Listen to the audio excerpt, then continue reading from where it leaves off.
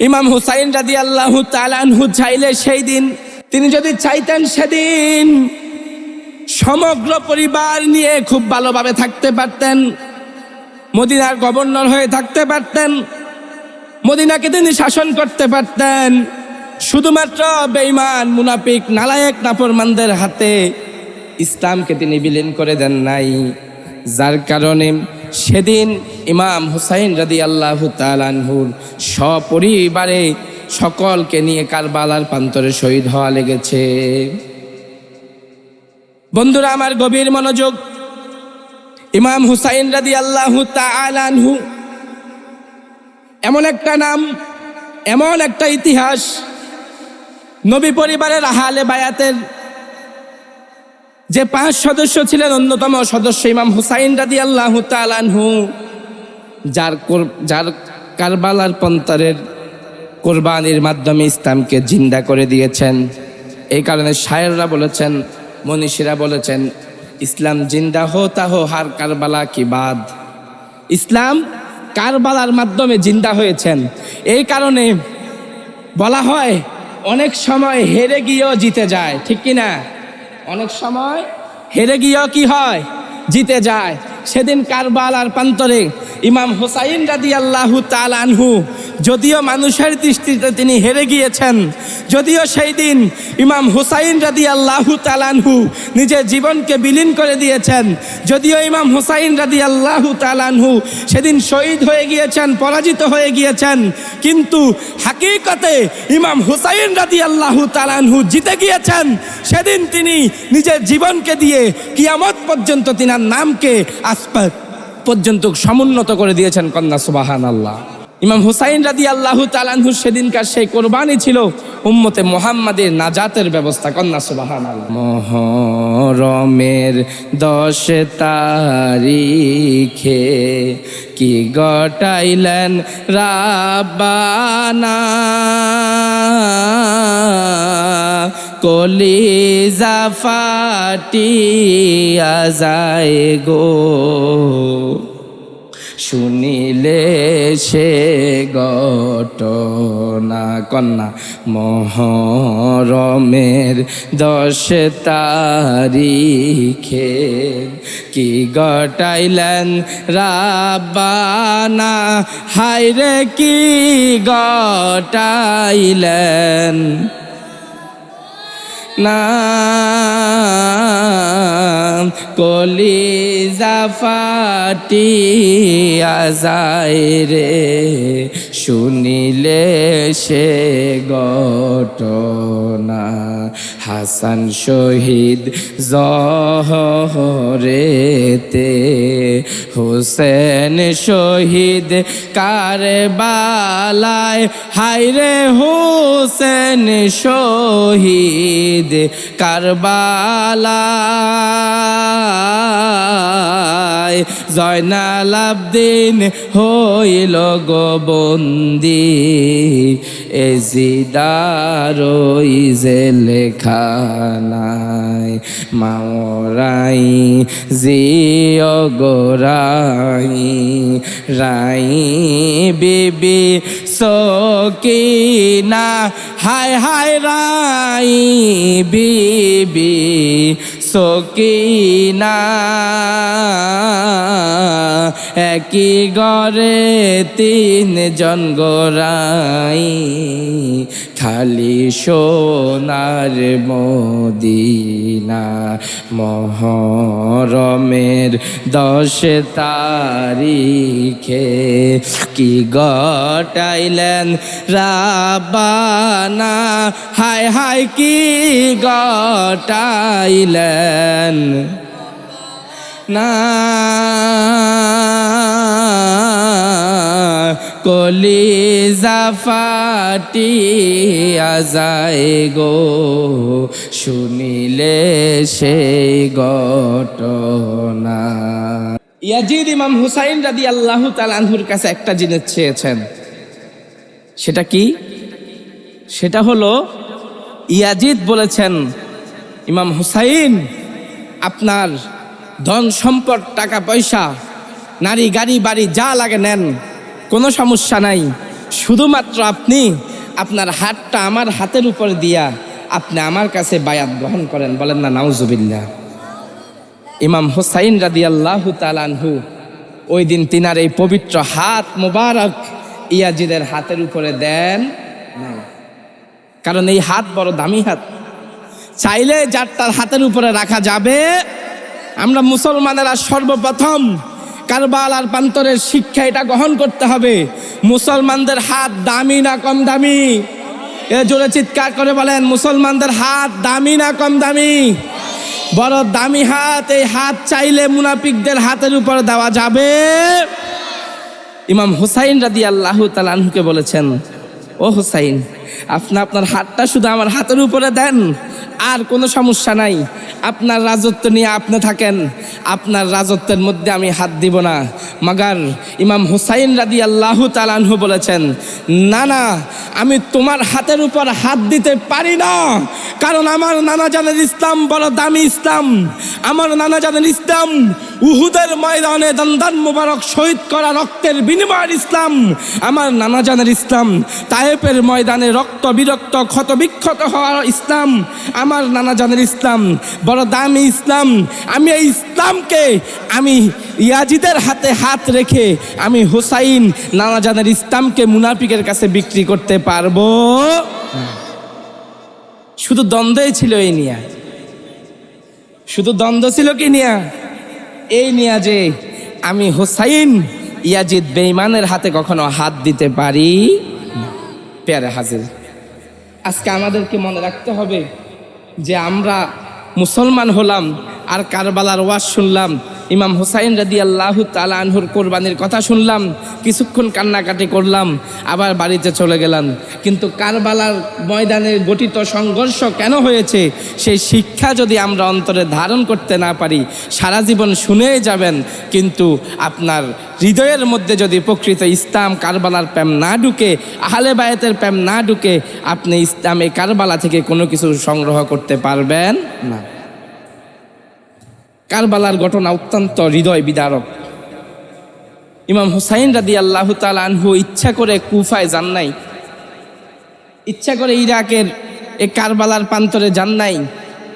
ইমাম হুসাইন রাদিয়াল্লাহু তাআলা আনহুকে একবার নয়, দুইবার নয়, হাজার হাজার চিঠির মাধ্যমে ইমাম হুসাইন রাদিয়াল্লাহু তাআলা আনহুকে দাওয়াত করেছে। কন্যা সুবহানাল্লাহ। সে দাওয়াতে ইমাম হুসাইন রাদিয়াল্লাহু তাআলা আনহু গেল, কি কোরবানি দিল নিজেকে, কি বিসর্জন দিল, কিভাবে নিজের সব কিছু নানা জানের ইসলামের জন্য বিলীন করে দিল। কন্যা সুবহানাল্লাহ। প্যারে হাজিরিন, সেই ঘটনা বলতেছি। ইমাম হুসাইন রাদিয়াল্লাহু তাআলা আনহু, আল্লাহ পাক রাব্বুল আলামিন ইমাম হুসাইন রাদিয়াল্লাহু তাআলা আনহুকে কবুল করেছেন। ওনার এক এক ফোঁটা রক্তের বিনিময়ে কাল কিয়ামতের ময়দানে লক্ষ লক্ষ গুনাহগার উম্মতে মুহাম্মাদি জান্নাতে চলে যাবে। কন্যা সুবহানাল্লাহ। সুতরাং আমাদের ইমাম হুসাইন রাদিয়াল্লাহু তাআলা আনহুর প্রেম দিল অন্তরের মধ্যে পূর্ণ জাগ্রত করা লাগবে। কারণ এখন বর্তমান পরিস্থিতি খুব খারাপ, বর্তমান জামানা খুব খারাপ। আমাদের দেশে একদল ইমাম হুসাইন রাদিয়াল্লাহু তাআলা আনহুকে বলে ক্ষমতালোভী। কন্যা নাউজুবিল্লাহ। আবার ইমাম হুসাইন রাদিয়াল্লাহু তাআলা আনহুর দোষ বলতে বলতে ইয়াজিদকে বলে হযরত ইয়াজিদ। নাউজুবিল্লাহ বলবেন না? কি বলে? হযরত। আল্লাহ আমাদেরকে হেফাজত করুন। ইয়াজিদ যে একজন দুচ্চরিত্রা, লম্পট, বদমাইশ, বেঈমান ছিল, এতে আমাদের কোনো সন্দেহ নাই। এটা আমরা অন্তরে ধারণ করতে হবে। ইয়াজিদ কেমন নিষ্ঠুর ছিল জানেন? হযরত ইমাম হুসাইন রাদিয়াল্লাহু তাআলা আনহুর একজন সন্তান ছিলেন, ছোট সন্তান, 6 মাসের সন্তান, যার নাম ছিল আলী আসগর। নাম ছিল কি? আলী আসগর। আলী আসগর রাদিয়াল্লাহু তাআলা আনহু ছোট্ট সন্তান। ইমাম হুসাইন রাদিয়াল্লাহু তাআলা আনহুর শিবিরের মধ্যে কান্না করতেছেন। আর হযরত হুসাইন রাদিয়াল্লাহু তাআলা আনহুর স্ত্রী ডাক দিয়া বললেন, ও ইমাম হুসাইন, শিবিরের এত মানুষ, কারো জন্য আমরা পানি চাই না, আমার এই ছোট্ট বাচ্চাটার জন্য একটু পানির ব্যবস্থা করে দেন। দেখেন আজকে সে পানির জন্য জিহ্বা মোবারক বের করে করে কান্না করতেছে। ও হুসাইন, আমাদের পানির দরকার নাই, আমাদেরকে পানি দিয়েন না, আমাদের পানির ব্যবস্থা করিয়েন না। আমার বিশ্বাস কারবালার প্রান্তরের অপর পাশে যারা আছে তারা মুসলমান, তারা আপনাকে দাওয়াত দিয়ে আনছে। তাদের মধ্যেও পাগড়িওয়ালা দেখা যায়, তাদের মধ্যেও দাড়িওয়ালা দেখা যায়। তাদের কাছে যান, একটুকুন পানি চান, আমার আলী আসগরের মুখে আমি একটু পানি দিব। আপনি তাদের কাছে আমার আলী আসগরের জন্য একটু পানি চান। ইমাম হুসাইন রাদিয়াল্লাহু তাআলা আনহু সেই দিন হযরত আলী আসগর রাদিয়াল্লাহু তাআলা আনহুকে কোলে নিয়ে কারবালার প্রান্তরে গিয়া ডাক দিয়ে বললেন, ও ইয়াজিদের বাহিনীরা শুনো, কে আছো? তোমাদের মধ্যে কি একজনও নাই যে আজকে আমি আলী আসগরের জন্য একটু পানি দিবা? তোমাদের মধ্যে দেখো, তোমরা আমাকে দাওয়াত করে এনেছ, এই দেখো উমকের সন্তান উমক, তুমি আমাকে চিঠি দিয়েছ, উমকের সন্তান উমক, তুমি আমাকে চিঠি দিয়েছ, উমকের সন্তান উমক, তুমি আমাকে চিঠি দিয়েছ। তোমরা আমাকে দাওয়াত দিয়ে কারবালার ময়দানে এনেছ, আমি তোমাদের সাথে যুদ্ধ করতে আসি নাই। আজকে কারবালার প্রান্তরে আমার আলী আসগরের জন্য একটুকুন পানি কি তোমরা দিবা না? তোমাদের জন্য একটুকুন পানি কি আমার আলী আসগরের জন্য তোমরা কি দিতে পারো না? তোমাদের মধ্যে কি একজনও মুসলমান নাই? তোমরা কি জানো না আমি হুসাইন আমার নানা জান দুজাহানের বাদশা নবী হুজুরের নয়নমণি ছিলাম? তোমরা কি জানো না রাসূলুল্লাহ সাল্লাল্লাহু আলাইহি ওয়াসাল্লাম বলেছেন, আল হাসানু ওয়াল হুসাইনু সাইয়্যিদা শাবাবি আহলিল জান্নাহ? তোমরা কি জানো না রাসূলুল্লাহ সাল্লাল্লাহু আলাইহি ওয়াসাল্লাম তার কলিজার টুকরা বলে আমাদেরকে ভালোবাসতেন, মহব্বত করতেন? আমি সেই হুসাইন, যে হুসাইনকে কোলে না নিলে আমার নানা জান শান্তি হতো না। আমি হুসাইন, তোমাদের কাছে একটু পানি চাই, আমার জন্য নয়, আমার ছোট্ট সন্তান আলী আসগরের জন্য একটু পানি দাও। চিৎকার মেরে একবার বলেন আল্লাহু আকবার। ইয়াজিদের বাহিনীর কাছে পানি চাইতেছেন, পানি চাইতেছেন বারবার, আমার সন্তানের জন্য একটু পানি দাও। ইমাম হুসাইন রাদিয়াল্লাহু তাআলা আনহু সেই কঠিন পরিস্থিতির মধ্যে ইয়াজিদের বাহিনীর কাছে একবার নয়, দুইবার নয়, বারংবার যখন তার সন্তানের জন্য পানি চাওয়া শুরু করলেন, বিপরীত পাশে থাকা ইয়াজিদ বাহিনীর প্রত্যেকটা সৈন্য চুপ হয়ে নিচের দিকে তাকাইয়া আছেন। ঘটনা দেখে ইমাম হুসাইন রাদিয়াল্লাহু তাআলা আনহু মনে করলেন, আমাকে মনে হয় অনুমতি দেওয়া হয়েছে, একটু পানি মনে হয় আমি নিতে পারবো। কন্যা সুবহানাল্লাহ।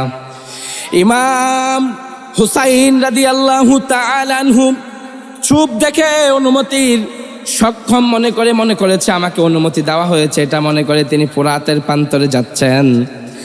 ওই দিক থেকে অপর দিক থেকে ওই শিমরের বাহিনীরা ইমাম হুসাইন রাদিয়াল্লাহু তাআলা আনহুর কোলে থাকা হযরত আলী আসগরের দিকে তাক করে ২০ মাকা একটা তীর মেরেছেন।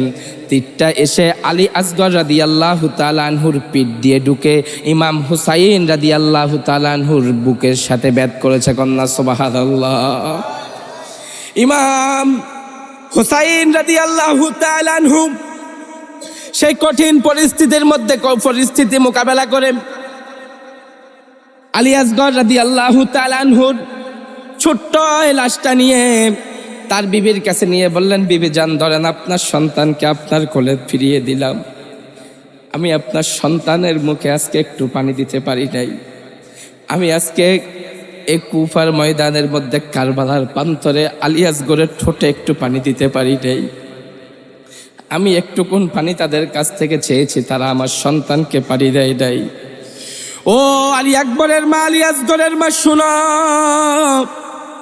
যে পানি আমি আজকে পুরাতের প্রান্তর থেকে আলী আসগরকে খাওয়াইতে পারি নাই, দেখো তাকাই দেখতেছি আমার নানা জান হাউজে কাউসারের পানি আলী আসগরের মুখে দিয়ে দিয়েছে। কন্যা সুবহানাল্লাহ। এই কারবালার করুণ প্রান্তরের মধ্যে ইমাম হুসাইন রাদিয়াল্লাহু তাআলা আনহু সেদিন এইভাবে নিজের সন্তানকে কাফেরদের হাতে বিলীন করে দিয়েছেন, শুধুমাত্র নানা জানের ইসলামের জন্য, শুধুমাত্র নানা জানের ইসলামের জন্য। ইমাম হুসাইন রাদিয়াল্লাহু তাআলা আনহু চাইলে সেই দিন, তিনি যদি চাইতেন সেদিন সমগ্র পরিবার নিয়ে খুব ভালোভাবে থাকতে পারতেন, মদিনার গভর্নর হয়ে থাকতে পারতেন, মদিনাকে তিনি শাসন করতে পারতেন। শুধুমাত্র বেঈমান মুনাফিক নালায়েক নাফরমানদের হাতে ইসলামকে তিনি বিলীন করে দেন নাই। যার কারণে সেদিন ইমাম হুসাইন রাদিয়াল্লাহু তাআলা আনহুর সপরিবারে সকলকে নিয়ে কারবালার প্রান্তরে শহীদ হওয়া লেগেছে।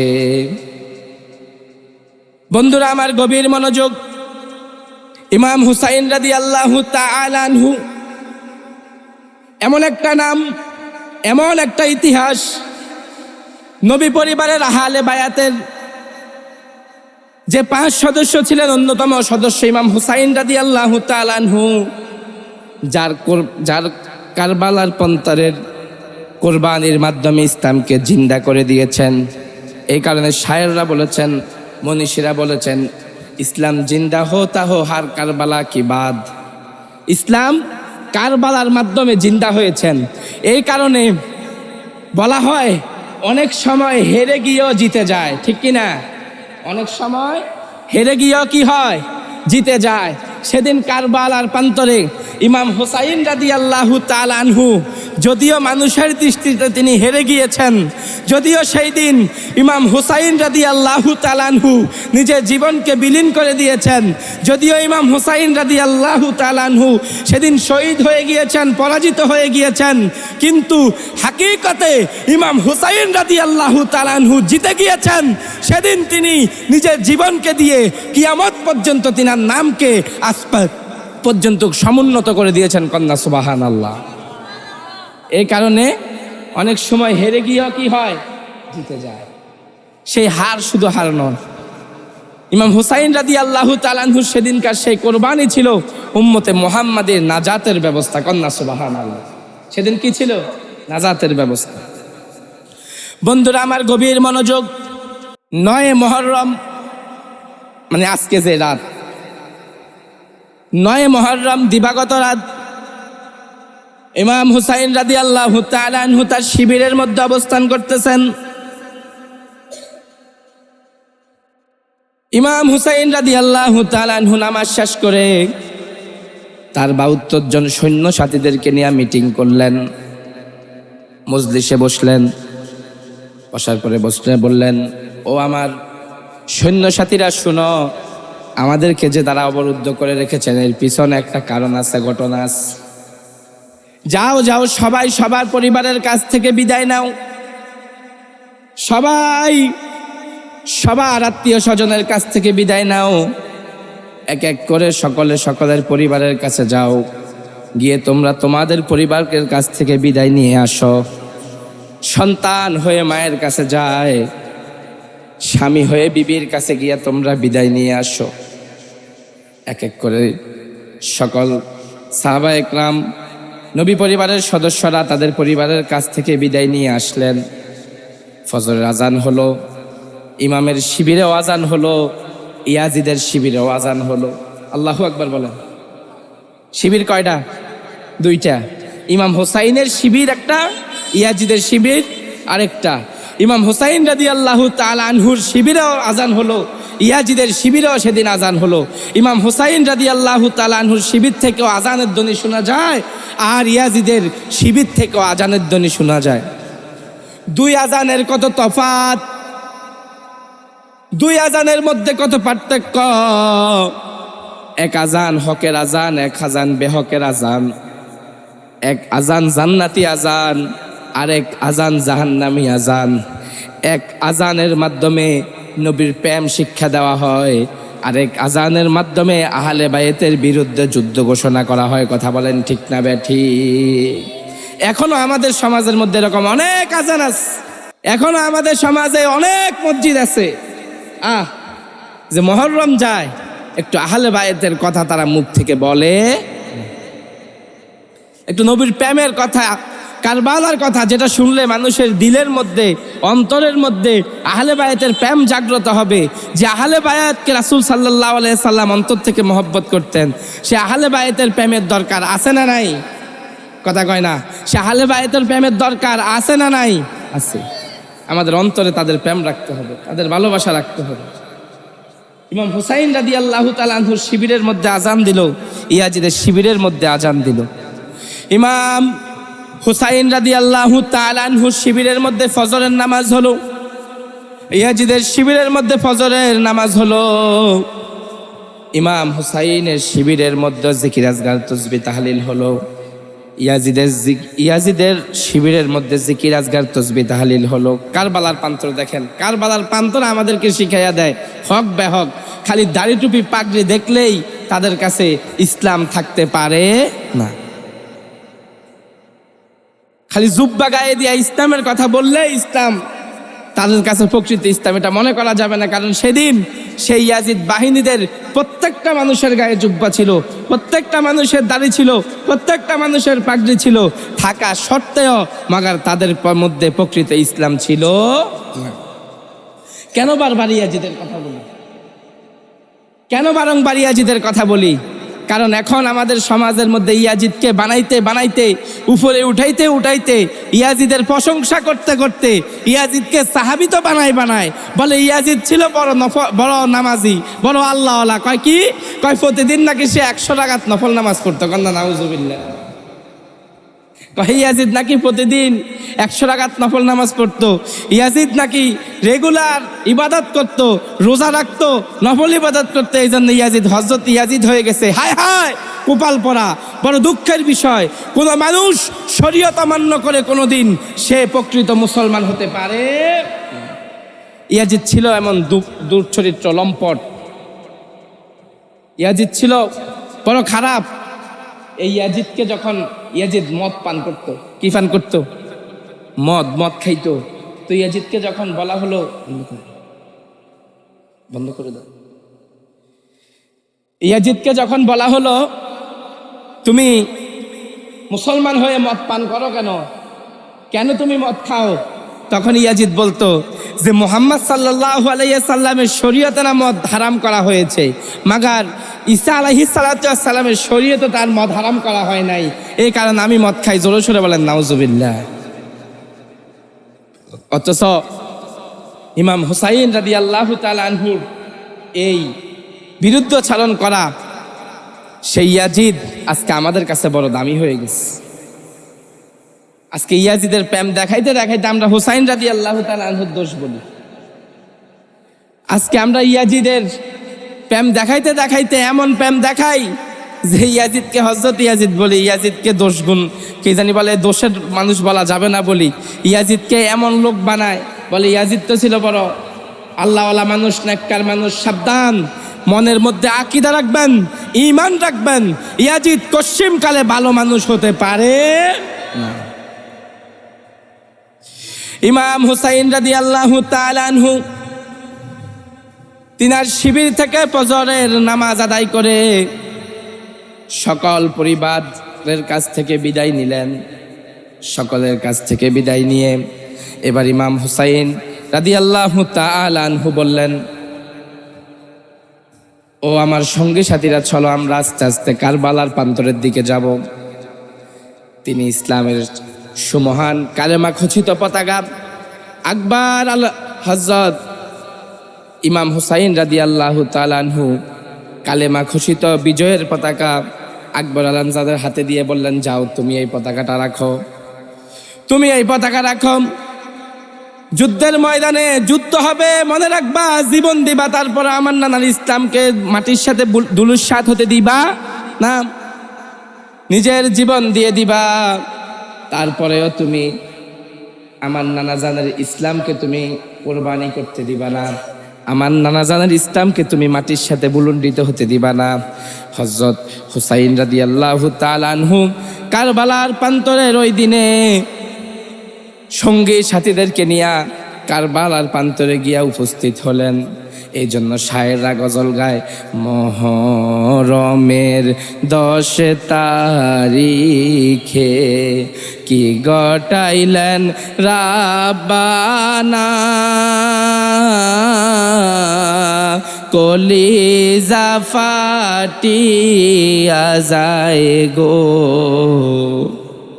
শুনিলে সে ঘটনা কন্যা মহরমের 10 তারিখে কি ঘটাইলেন রাব্বানা হায়রে কি ঘটাইলেন না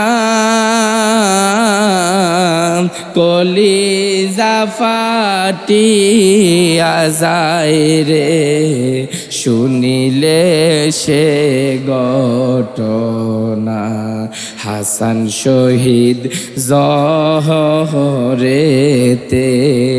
হোসেন শহীদ কারবালায় হায়রে হোসেন শহীদ কারবালায়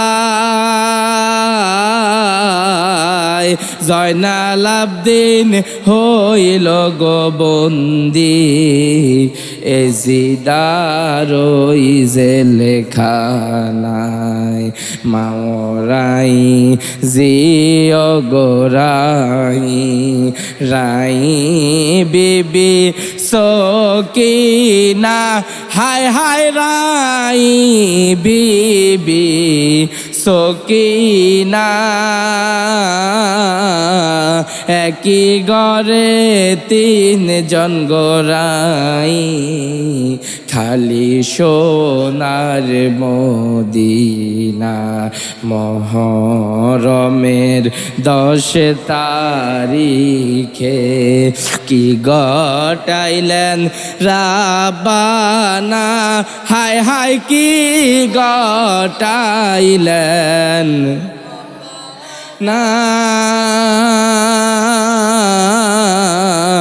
কলিজা ফাটিয়া যায় গো শুনিলে সেই ঘটনা ময়ূরনা ময়ূরনারে জয়নাল আরে তুমি জয়নাল ময়ূরনা হায় হায় তুমি জয়নাল ময়ূরনা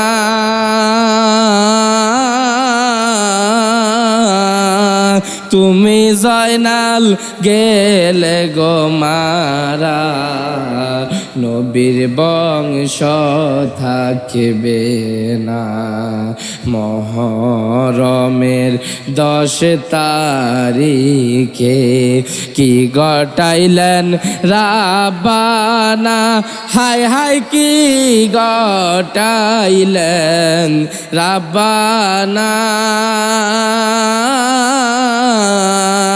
কলিজা ফাটিয়া যায় রে শুনিলে সেই ঘটনা সকলে চিৎকার করে একবার বলেন আল্লাহু আকবার আরেকবার বলেন ইয়া রাসূলুল্লাহ আরেকবার বলেন ইয়া হাবিবাল্লাহ বলেন আমরা রাসূলুল্লাহ সাল্লাল্লাহু আলাইহি সাল্লামের সেই কারবালার প্রান্তরে আল্লাহ রাসূল সাল্লাল্লাহু আলাইহি সাল্লামের জিন্দা হওয়া ইসলাম চাই কি চাই না বলেন আমরা রাসূলুল্লাহ সাল্লাল্লাহু আলাইহি সাল্লামের প্রকৃত ইসলাম চাই নাকি ইয়াজিদের মুনাফিক মার্কা ইসলাম চাই রাসূল সাল্লাল্লাহু আলাইহি সাল্লামের ইসলাম চানতো আমরা সবাই চানতো যে রাসূলুল্লাহ সাল্লাল্লাহু আলাইহি সাল্লামের ইসলাম আমাদের মধ্যে ফিরে আসুক তাহলে কি করতে হবে অন্তরের মধ্যে আহলে বায়াতের প্রেম রাখতে হবে কি রাখতে হবে আহলে বায়াতের প্রেম রাখতে হবে আহলে বায়াতের প্রেম যার অন্তরের মধ্যে আহলে বায়াতের প্রেম নাই যার দিলের মধ্যে আহলে বায়াতের প্রেম নাই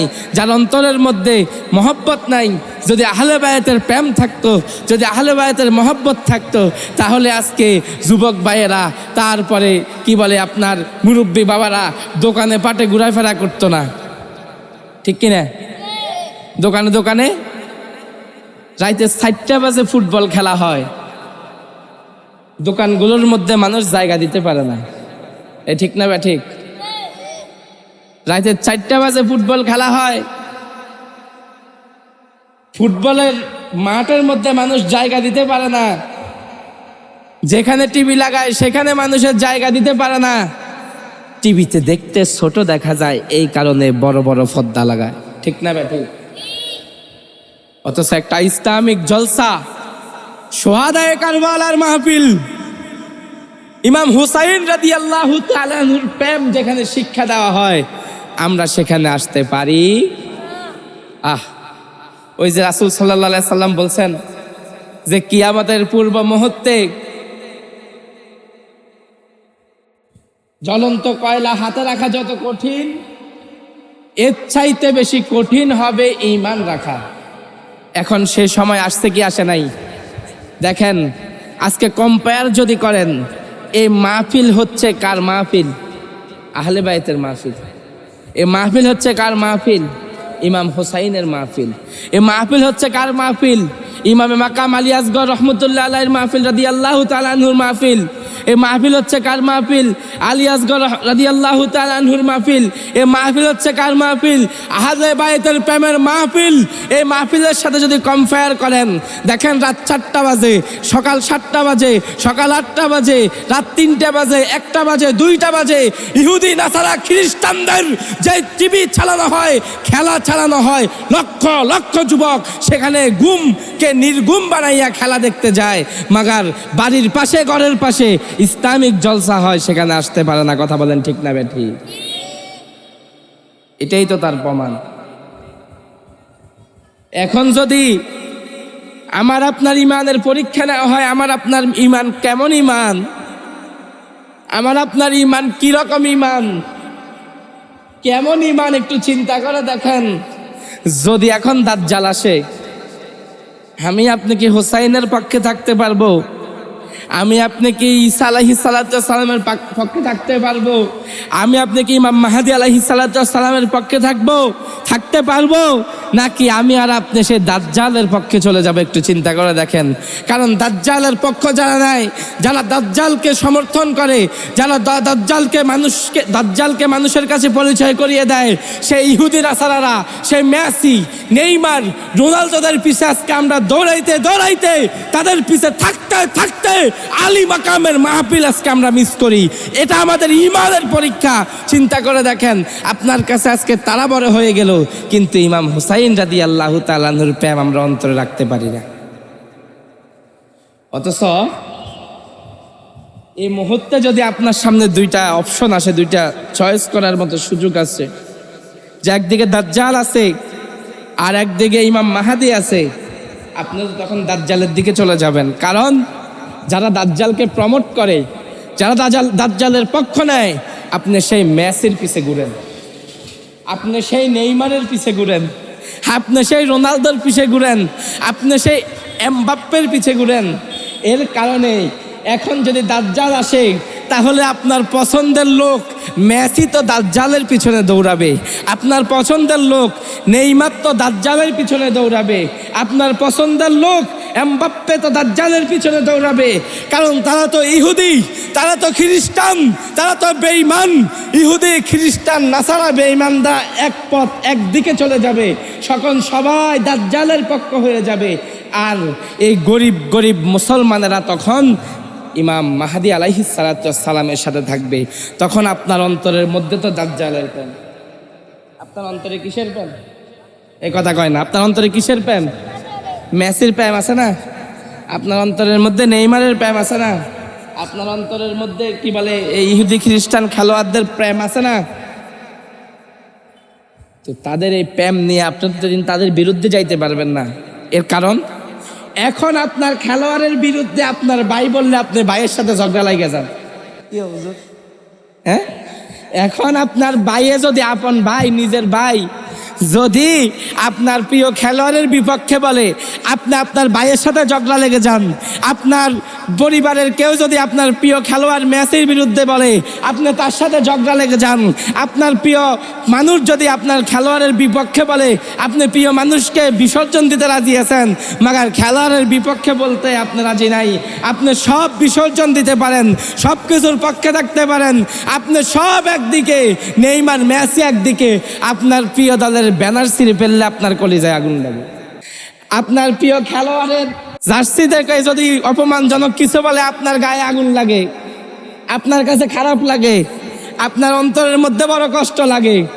তো যেখানে আপনি তাদের জন্য মাকে বিলীন করে দিতে পারেন, ইহুদি নাসারাদের জন্য আপনার ভাইয়ের সাথে ঝগড়া লাগতে পারেন, পরিবারের সাথে ঝগড়া লাগতে পারেন, যে মহল্লাবাসী আপনার জানাজায় যাবে সে মহল্লাবাসীর সাথে আপনি বিদ্রুপ করতে পারেন, ঝগড়া করতে পারেন, সেই ইহুদি নাসারারা যদি সেই দিন ইমাম মাহাদির বিপক্ষে চলে যায়, দাজ্জালের পক্ষ নেয়, আপনি সেদিন তাদের ফলো করতে করতে অটোমেটিক আপনিও দাজ্জালের পক্ষে চলে যাবেন। কথা বলেন ঠিক না বা ঠিক? প্যারে হাজিরিন, খারাপ লাগতেছে? কষ্ট লাগতেছে? অনেক কষ্ট নিয়েন না, এটা বলাই লাগে, না বললে নয়। চিন্তা করে দেখেন না বিষয়টা কত হার্ড। আপনার মাইন্ডসেট কি রকম একটু চিন্তা করে দেখেন।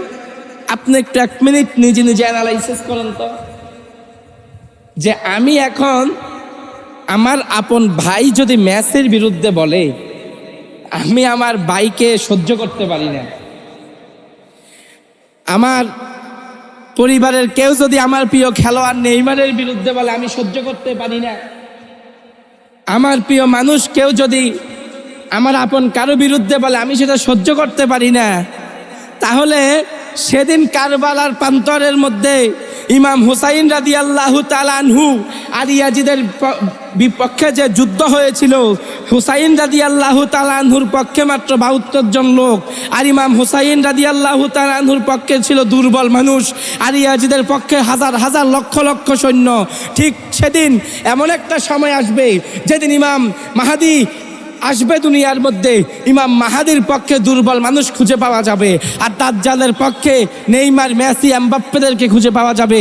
সেদিন আপনিও ঠিক আপনার প্রিয় খেলোয়াড়দের পিছনে দৌড়াইতে দৌড়াইতে, তাদের সাথে থাকতে থাকতে, তাদের পক্ষে থাকতে থাকতে আপনি অটোমেটিক 100 অলা দাজ্জালের পক্ষে চলে যাবেন। এখন আপনি বলবেন, হুজুর আমি সেদিন দাজ্জালের পক্ষে যাব না, কারণ আমি দাজ্জাল চিনি। আমি দাজ্জাল চিনি, আমি চিনবো কেমনে? দাজ্জালের 100 থাকবে, দাজ্জালের কপালে কাফের লেখা থাকবে, দাজ্জাল মুনাফিক থাকবে, দাজ্জাল ইসলাম বিদ্বেষী থাকবে। আমি এই কারণে দাজ্জাল চিনবো, সেদিন আমি দাজ্জালের পক্ষে যাব না। সেদিন আমি ইমাম মাহাদি আলাইহিস সালাতু ওয়াস সালামের পক্ষে থাকবো, আমি ইমাম মাহাদির পক্ষে থাকবো। আমি সেদিন দাজ্জালের পক্ষে যাব না। কেমনে বিশ্বাস করব? আপনার 100 কলা ফাটি তো আপনার মেসি, 100 কলা ফাটি তো আপনার নেইমার, 100 কোলা ফাটি তো আপনার এমবাপ্পে। দেখবেন মেসির হাতের মধ্যে নাকি এই জায়গার মধ্যে 100 কাকা আছে, নেইমারের হাতের মধ্যে 100 কাকা আছে, এমবাপ্পের গায়ের মধ্যে এরকম ইহুদি নাসারাদের অসংখ্য ট্যাটু আছে। তো মেসিও তো 100 কোলা, নেইমারও তো 100 কোলা। মেসিও ইসলাম বিদ্বেষী, নেইমারও ইসলাম বিদ্বেষী। মেসিও নামাজ পড়ে না, নেইমারও নামাজ পড়ে না। আপনি এখনই তো তাদের সমর্থন করতে পারেন, আর সেদিন সেই রঙ্গের মধ্যে, যে জঙ্গের মধ্যে, যে যুদ্ধের ময়দানের মধ্যে আপনি যে তাদের পক্ষ নিবেন না, তার বিশ্বাসটা কি? এ কথা বলেন না, সেদিন তার বিশ্বাসটা কি? কত জায়গার মধ্যে এখন দেখবেন এই মেসি নেইমার করে করে মারামারি, হারাহারি, আহাজারি মহাজারি যা আছে। 2022 সালের বিশ্বকাপ ফাইনালের দিন আমাদের মাহফিল ছিল মতলব নিউ স্টাইল মাঠে। সেখানে আমার মনে আছে মাহফিলের মাঠে গুটি কয়েক 3-4 জন লোক মানুষ ছিল। আর আসার পথে রাস্তাঘাটে যত জায়গায় আসলাম, যত জায়গায় টিভি, লক্ষ লক্ষ মানুষ। আপনাদের হাজীগঞ্জে নাই মনে হয় খেলার প্রেমিক? আসেনি? আছে? খেলা একটা বিনোদন হলে ঠিক ছিল, কিন্তু আপনি এই বিনোদনটাকে কোথায় নিয়ে গেছেন একটু চিন্তা করে দেখেন। এটাকে আপনি কোথায় নিয়ে গেছেন একটু চিন্তা করে দেখেন। এই খেলাটাকে আপনি নিতে নিতে নিজের ইমানের বাজারের মধ্যে আগুন লাগাইয়া দিচ্ছেন। না হলে আজকের এমন সময়, যে সময় ইমাম হুসাইনের প্রেমের কথা বলা হয়, যে সময় আহলে বায়েতের ভালোবাসার কথা বলা হয়, যে সময় ইমাম হুসাইন রাদিয়াল্লাহু তাআলা আনহুর কোরবানির কথা বলা হয়, আপনার কাছে এগুলো ভালো লাগে না, আপনার কাছে এই জিনিস শুনতে মনে চায় না, আপনার কাছে জিনিসগুলো বড় ক্লান্তিকর লাগে, আপনার কাছে জিনিসগুলো হাসি ঠাট্টার মনে হয়। অথচ সেই আপনিই কিনা ইহুদি নাসারাদের পক্ষ নিয়ে রাতের পর রাত নির্ঘুমভাবে বসে থাকেন। ইমাম হুসাইন রাদিয়াল্লাহু তাআলা আনহুর বিপক্ষে যারা ছিল, সেই ইয়াজিদের কথা আসলে বারবার আসে। কেমনে আমার ভাইয়েরা ইয়াজিদকে নির্দোষ বলে, কেমনে আমার ভাইয়েরা বারবার ইয়াজিদের পক্ষে সাফাই গায়, কেমনে আমার ভাইয়েরা বারবার ইয়াজিদের প্রশংসা করে, আমার বুঝে আসে না যে ইয়াজিদ হুসাইন রাদিয়াল্লাহু তাআলা আনহুর সাথে তো এই রকম দুর্ব্যবহার, এরকম অত্যাচার অবিচার করছেই।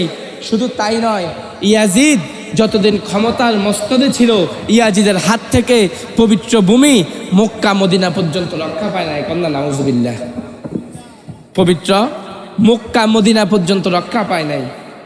ইয়াজিদ 3 বছর ক্ষমতার মস্তদে ছিল, 3 বছরেই ইসলামের 3টা ক্ষতি করছে। নাউজুবিল্লাহ বলেন। ইয়াজিদ প্রথমত ইমাম হুসাইন রাদিয়াল্লাহু তাআলা আনহুকে শহীদ করছে। ইয়াজিদ দ্বিতীয় বছর কাবার প্রান্তরে, কাবা ঘরের মধ্যে গোলা মারছে, বোমা মারছে। ইয়াজিদ মদিনার মসজিদে নববীকে, মদিনার অলিগলি ইয়াজিদ বাহিনীর জন্য 3য় হিজরিতে হালাল করে দিছেন। মানে ইয়াজিদ বলছেন, তোমরা এই মদিনার যা আছে তোমাদের সব তোমাদের জন্য হালাল, তোমরা চাইলে যা ইচ্ছা তা গ্রহণ করতে পারো। কন্যা নাউজুবিল্লাহ।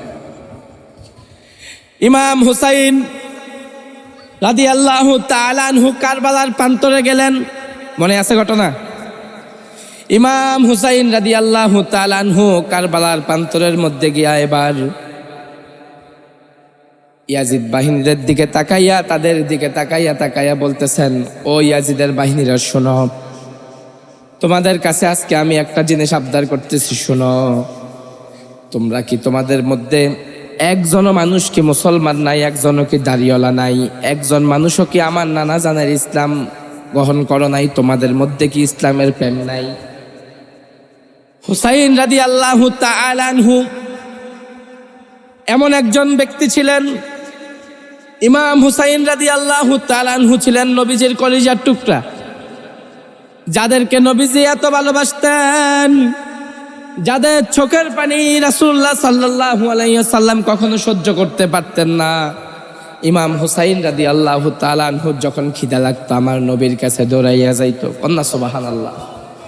রাসূলুল্লাহ সাল্লাল্লাহু আলাইহি ওয়াসাল্লামের ইন্তেকাল শরীফের পরে ইমাম হুসাইন রাদিয়াল্লাহু তাআলা আনহু কান্না করতেছেন। একদিন মা ফাতেমা রাদিয়াল্লাহু তাআলা আনহার কাছে বলতেছেন, আম্মা জান, ও আম্মা জান, আপনার কাছে জানতে চাই, আমাদের নানা জান ইন্তেকাল শরীফ হয়েছে, নানা জান পর্দা করে দুনিয়া থেকে চলে গেছেন।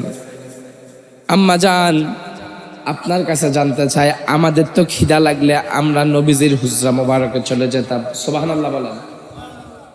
আমাদের যখন ক্ষুধা লাগতো, আমরা যখন ক্ষুধার্ত হতাম, আমরা নূর নবী সাল্লাল্লাহু আলাইহি ওয়াসাল্লামের হুজরা মোবারকে চলে যেতাম।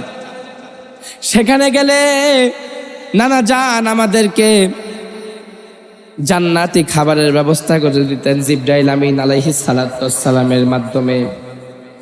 একদিন রাসূলুল্লাহ সাল্লাল্লাহু আলাইহি ওয়াসাল্লাম হুজরা মোবারকের মধ্যে বসে আছেন।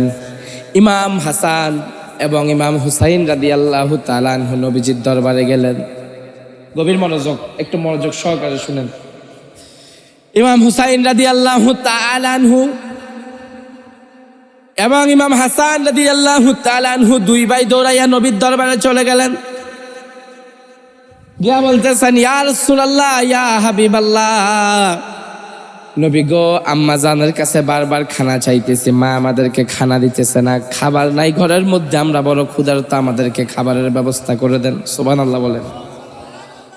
রাসূলুল্লাহ সাল্লাল্লাহু আলাইহি ওয়াসাল্লাম ইমাম হাসান এবং ইমাম হুসাইন রাদিয়াল্লাহু তাআলা আনহুকে ডাক দিয়ে বললেন, ও আমার কলিজার টুকরা নাতিরা, শোনো, আজকে তো আমার দরবারেও কোনো হাদিয়া আসে নাই, তোমাদেরকে খাওয়ানোর মতো আমার দরবারেও কোনো খাবার নাই। তবে শোনো, তুমি হাসান এবং তুমি হুসাইন রাদিয়াল্লাহু তাআলা আনহুমাকে তোমাদেরকে খাবারের মতো কিছু দিতে পারবো না, তবে এদিকে আসো, আসো, আমি আমার জিহ্বাটা বের করে দেই, আমি নবীর জিহ্বাটা শুষে শুষে তোমাদের তৃষ্ণা নিবারণ করো। কন্যা সুবহানাল্লাহ। রাসূলুল্লাহ সাল্লাল্লাহু আলাইহি সাল্লাম এমন ভাবে ভালোবাসতেন ইমাম হাসান এবং ইমাম হুসাইন রাদিয়াল্লাহু তাআলা আনহুকে। ইমাম হুসাইন রাদিয়াল্লাহু তাআলা আনহু ডাক দিয়ে বললেন, নানা যান, আমাদের ক্ষুধা লাগলে আমরা আপনার কাছে দৌড়াইয়া আসি, আপনি আমাদেরকে জান্নাতি খানার ব্যবস্থা করে দেন। আরেকদিন মা ফাতেমা রাদিয়াল্লাহু তাআলা আনহার কাছে গেলেন, যাই বললেন, মা আমাদেরকে খানা দেন, আমরা খিদা লাগছে, আমরা খাবারের ব্যবস্থা করেন। মা ফাতেমা রাদিয়াল্লাহু তাআলা আনহা একটা ডেকজির মধ্যে, একটা পাতিলার মধ্যে পানি বসাইয়া গরম করার জন্য চুলার উপরে রাখছে। আল্লাহু আকবার বলেন। কি রাখছে? পানি, শুধু পানি। পানি দিছে আর পানি গরম করতেছে। একটুক্ষণ পর ইমাম হুসাইন আলাইহিস সালাতু ওয়াস সালাম এসে জিজ্ঞাসা করে, আম্মা জান, ও মা, ক্ষুধা লাগছে, আমরা কি খাবার দিবেন না? আমরা খাবার খাবো না। আম্মা জান মা ফাতেমা রাদিয়াল্লাহু তাআলা আনহা বলেন, হুসাইন আপনি যান, খাবার এখনো রান্না করা হয় নাই, খাবার রান্না করা হলে আপনাকে ডাক দিব। আবার একটুক্ষণ পরে ইমাম হাসান রাদিয়াল্লাহু তাআলা আনহু এসে বললেন, আম্মা জান আমাদেরকে খাবারের ব্যবস্থা করেন, আমরা বড় ক্ষুধার্ত। রাসূলুল্লাহ সাল্লাল্লাহু আলাইহি ওয়াসাল্লামের কন্যা ফাতেমা বলে, হাসান এখনো খাবার রেডি হয় নাই, হলে আপনাকে আমি ডাক দিব, খাবারের ব্যবস্থা হবে।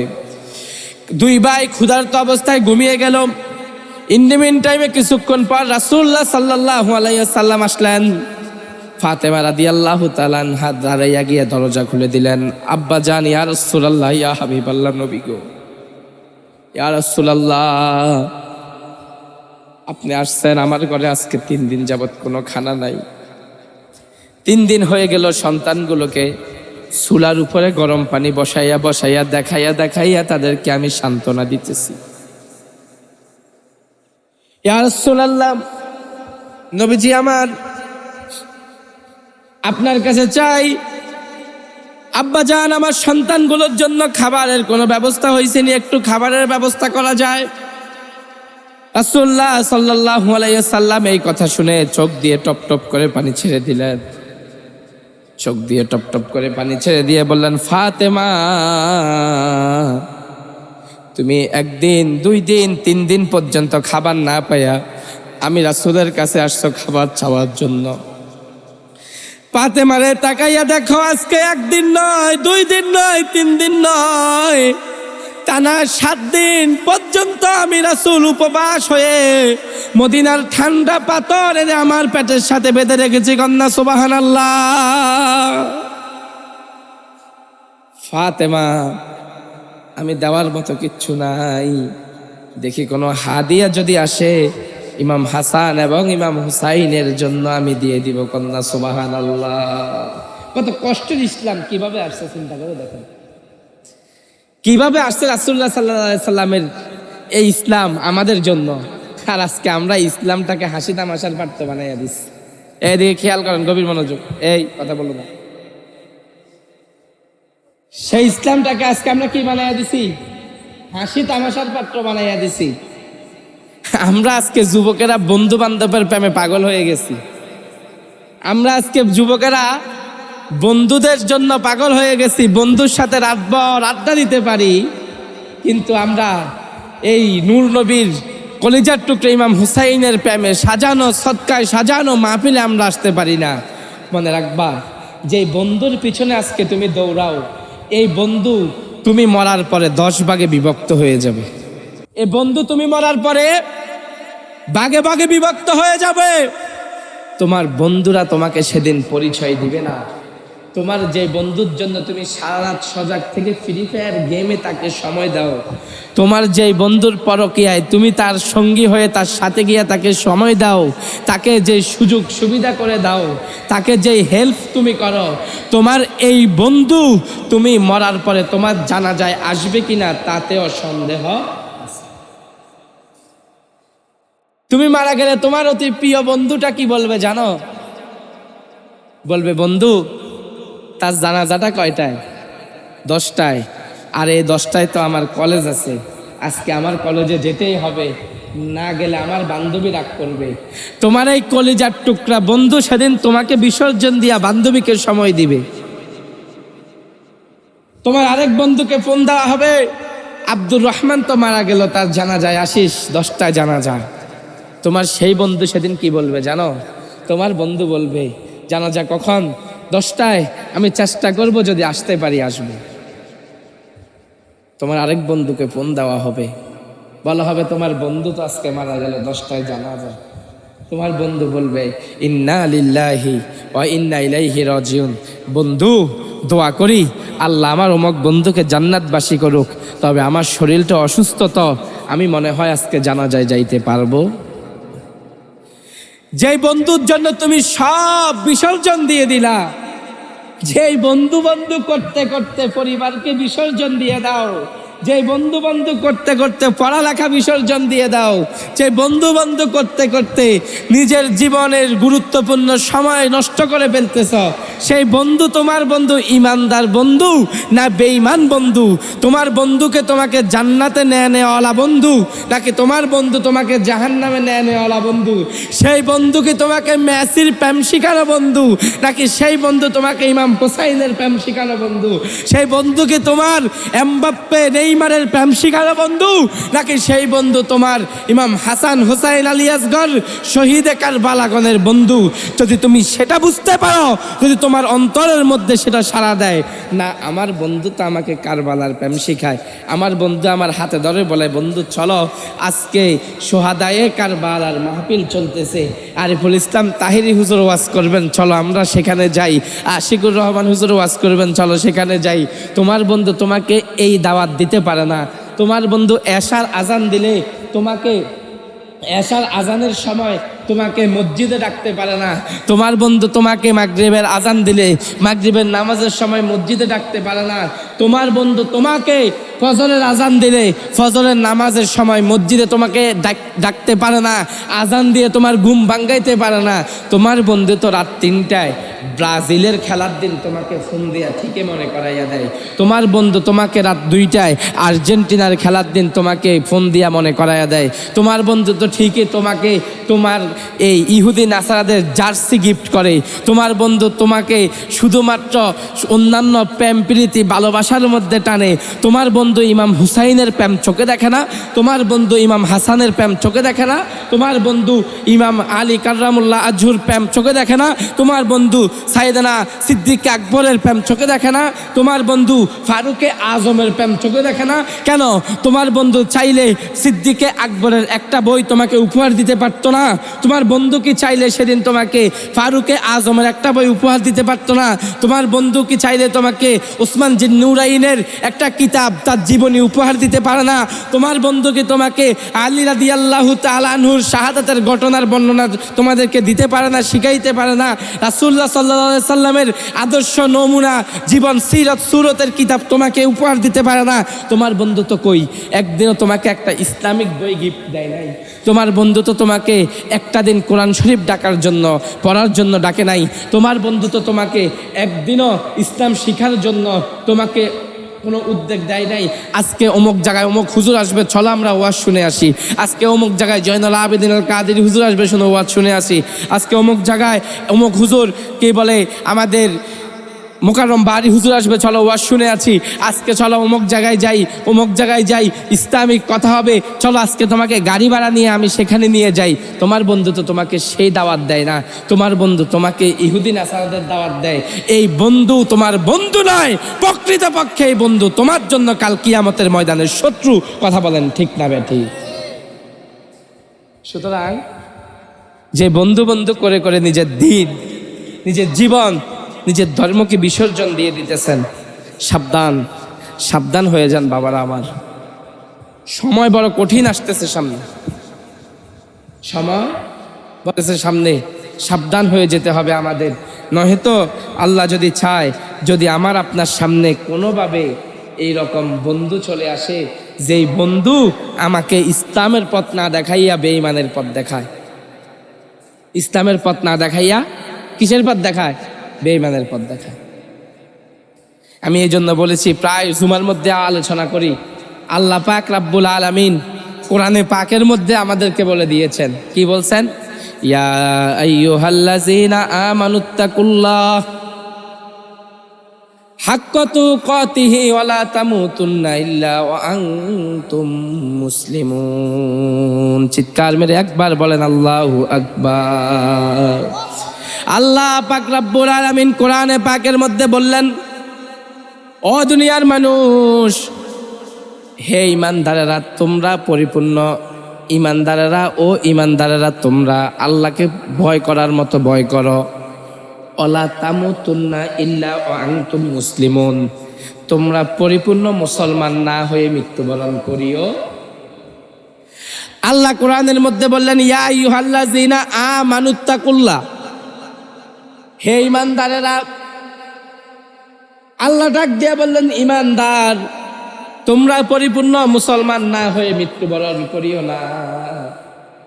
আপনারা যারা এখানের মধ্যে উপস্থিত আছেন, একটা প্রশ্ন করি, মনোযোগ সহকারে উত্তর দিবেন, সবাই উত্তর দিবেন। আমি জানতে চাই, আপনারা কি মুসলমান না ইমানদার? হ্যাঁ, তাহলে কি মুসলমান না? হ্যাঁ, কেউ কয় মুসলমান, আবার কেউ কয় ইমানদার। ঘটনাটা কি?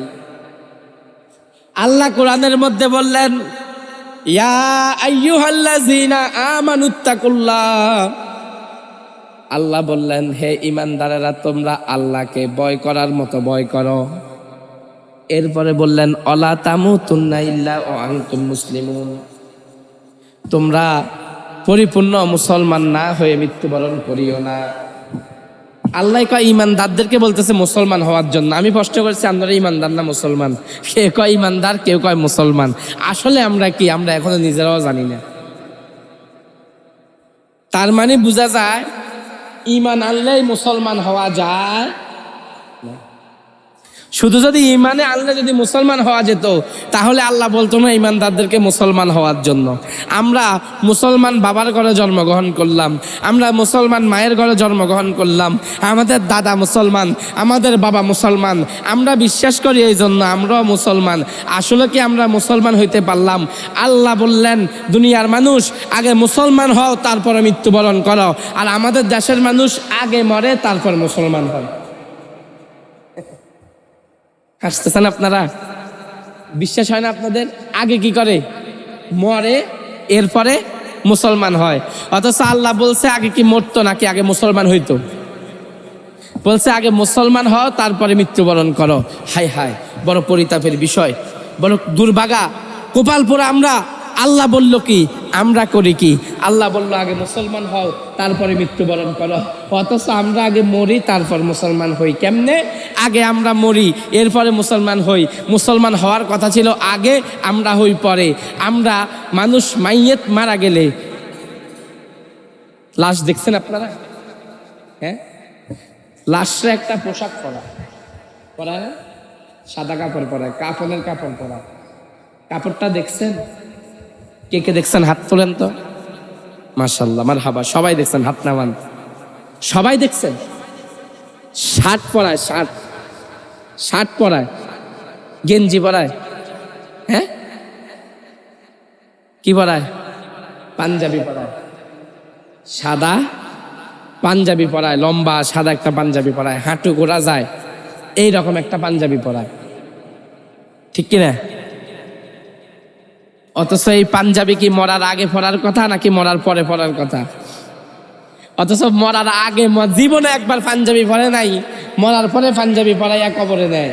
আর পরে আমাদের দেশের কিছু মা বোনেদেরকে দেখা যায়, মরার আগে জীবনে একবারও পর্দা করে নাই।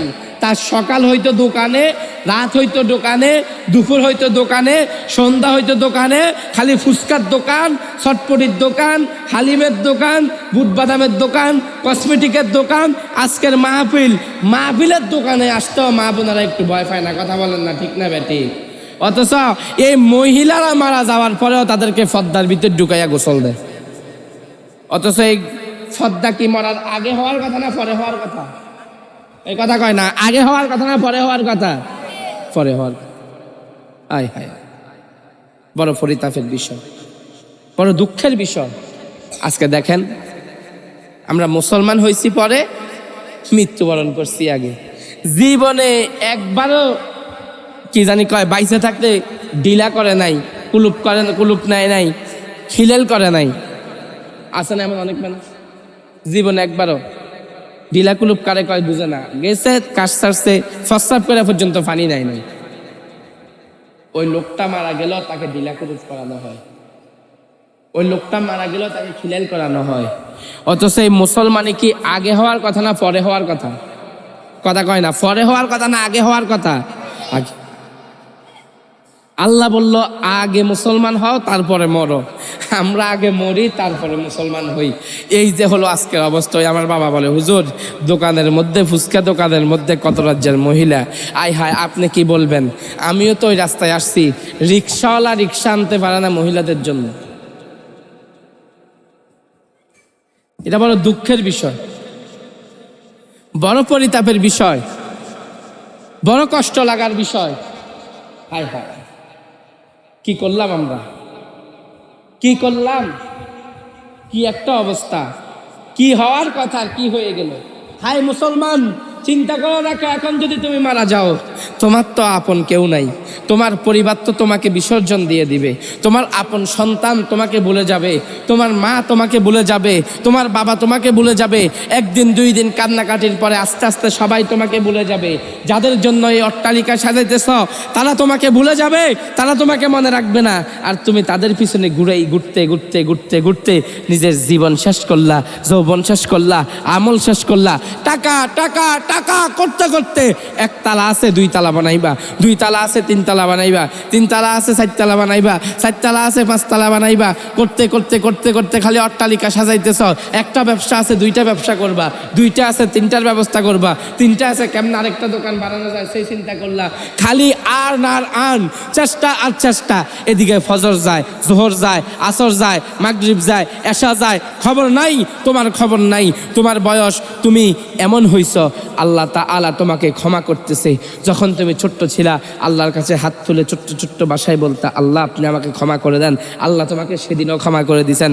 যখন তুমি একটু বড় হইলা আল্লাহর কাছে বলতে, আল্লাহ আমি যুবক মানুষ গুনাহ করছি, তুমি আমাকে মাফ করে দাও, আল্লাহ তোমাকে ক্ষমা করে দিছে, আল্লাহ তোমাকে সুযোগ দিছে। তোমার বয়স 40 বছর হয়েছে, তুমি আল্লাহর কাছে ক্ষমা চাইলে, আল্লাহ বুঝতে পারি নাই, ভুল করেছি, ক্ষমা করে দাও, আল্লাহ তোমাকে ক্ষমা করে দিয়েছেন।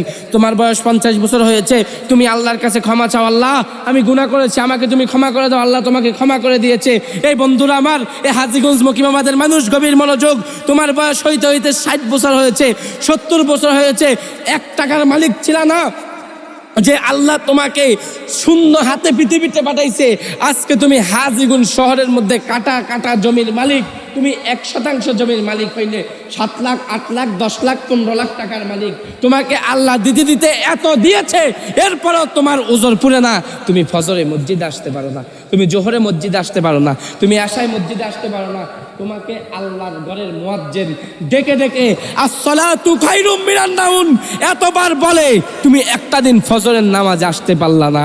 তোমার মতো কপাল পোড়া, তোমার মতো দুচ্চরিত্রা, তোমার মতো এত হতভাগা এই পৃথিবীর মধ্যে আর কেউ নাই।